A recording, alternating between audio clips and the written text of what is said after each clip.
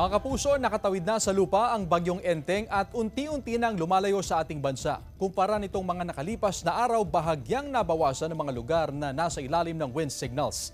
Base sa latest bulletin ng Pag-asa kaninang tanghali, signal number 2 sa western portion ng Ilocos Norte at northern portion ng Ilocos Sur.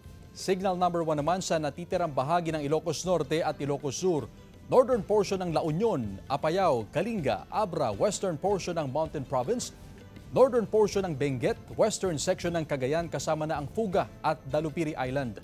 Patuloy na hinahatak ng bagyong Enteng ang habagat na magdudulot pa rin ng mga pagulan kahit sa mga lugar na hindi direktang apektado ng bagyo.